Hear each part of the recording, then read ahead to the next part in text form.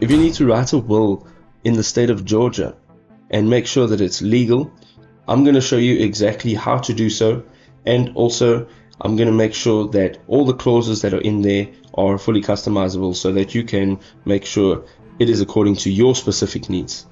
Let's have a look at it. So if you are writing a will in Georgia, there are just these few things that we need to cover. First of all, you're going to open with last will and testament. This is going to be your heading right over here.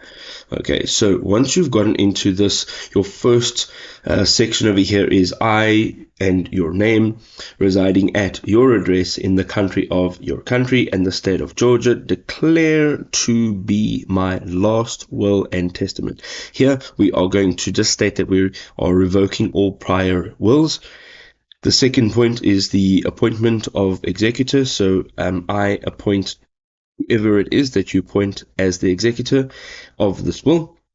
And then the distribution of assets. This is pretty detailed, so you are just going to state that I direct that my assets be distributed as follows, and here we're going to add a beneficiary name and then a description of the assets, and in as much detail as possible. And then furthermore, if you have more than one beneficiary, you want to add in those details too.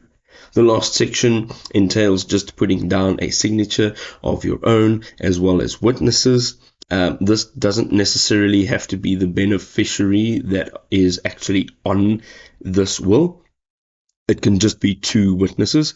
So you are going to add a date, and then yourself as well as the two witnesses will be signing right over here. You can also add a section in where your witnesses can state their full name. And there you go. Now you can write a will and testament in Georgia. I hope this video was helpful. Now, just a small disclaimer, I am not a legal representative. I'm not a lawyer.